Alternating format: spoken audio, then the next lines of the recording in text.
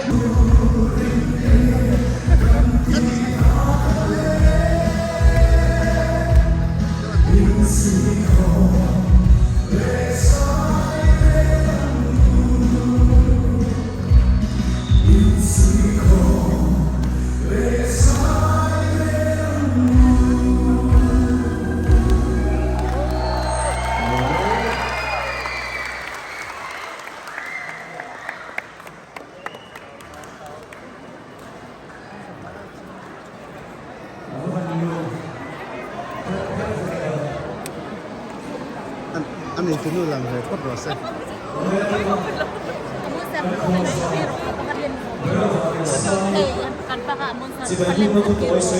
Nervous lut tuga kathini phudot tat renga ni jina jang to khan thu sai du in ka khat liam de nin ka sha mara ju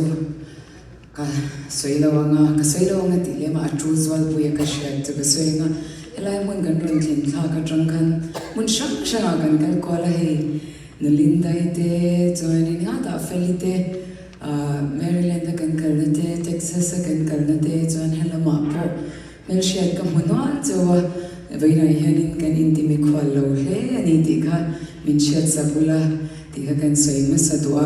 in that na te in mi du sak na te pathian in ale tam takin lo man som chu ro se kalharon sak tur hi keima mimala hi ka testimony la ania hun har sa tak ka to lai khan covid thila kanin nga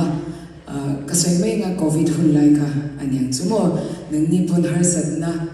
in nei chho ka ringa har sat na alian mo ate mo covid hun lai khan e zon na chung sa ate mizoram khan in viral bel te kan dia kan mizo puite ani khata chowai khat cha e te khan omani kham ho te tan khan vepur kan lo khon sak to a khang lai khan karil ruwa ya thil tam tak aram luta mi lo har sat zia te pathian nei lo phe chuan nun shom tur zia kha min mu ti rani ti chuanin khovel thila kanin nga ta na te kan kala lo tin lo lau ten kan fa te kan zir ti ra zir na lo ma itluang lo nge in chong thei lo nge ti in na sa takin kan fa te kan fui thina ma se khang zong zong kha ni kha thil tuwa lak bo min omani chu khovel thila kan lo in nga na kha khatia kanin nga na lak bo om khan pathian nei tu te pathian nei tu tak tak tan lo chuanin a beidon kha ka beidon the khor khru ma kan oma ti chuanin he lai hianin kanun be se na thar min pe a thamon na min pe a chutiang bok chuan nang na ni nu na ngi bo thu a soi ngi ka be se a har sat na tu na ikal val tlang mek kha ke chuan ka shiat pui lo che zanti na chung trai na I hlan thin kha ke chuan ka shiat pui lo che kha hon lai ka chung trai khan lalpa angai bok kran sei le don angai bok kho ti hi kum khat to tho ka ti la ni ti chuanin ka chung trai na kha ka shiat lo la ma chani na lo ma ke ma ka chung trai na kha eni hlok nei nei min ti chuanin ka chan te ho ka hlok na ani thin chiat na te beidon na enge thil reng renga a eng zong a thir thiam lo na te khang te ka chan ta ama ro chu har sat na alo thim bo khanin hlim na kaneya thamon na kaneya kha ka ro hlu ber iswa ni tu ka ni hlut na ni ta in ka sha pathian chu choi mo in am ro se pathian ro puinan ro hu iswa ti la kan sange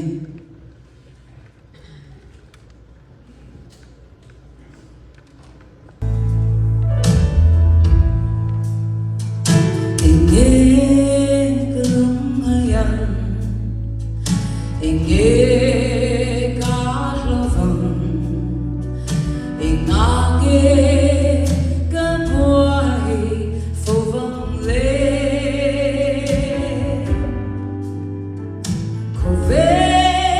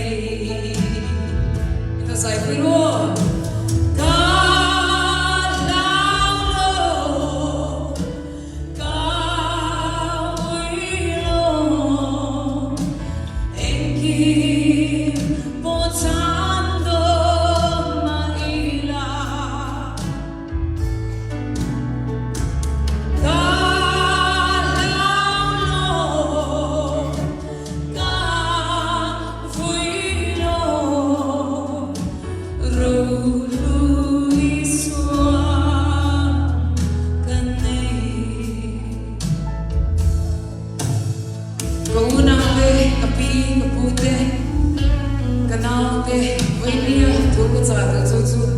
in har san na ka ek po ni thei te ro te in ne po kha pathian ne na khinula alia na te thiar lo tu ek tiklar po ita na oprek tu ne na ka thela ane na cho ki him mani ni ka sha ti tu chu I chung kan lai na te na phat san thei che in chha tra te na phat san thei che ma se ek tiklar po phat san nai lo tu che re ma ngai re tu che ro ro very sorry ne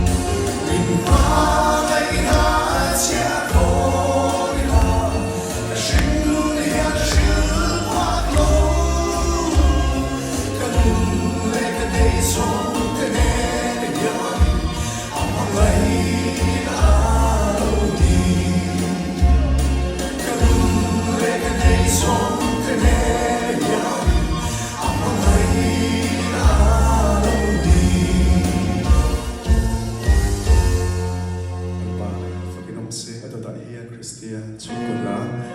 helai mana te kan oma kan sungkua kan tu le fa kan tu pui pasalte Iswa Krista kan him to em kan la him lawan in suan him na hun tha oma chan dam na longa hruai lu tu ra hian hoi nia ko san me pare khom te tram ila kan run lo moila ti kan sa nge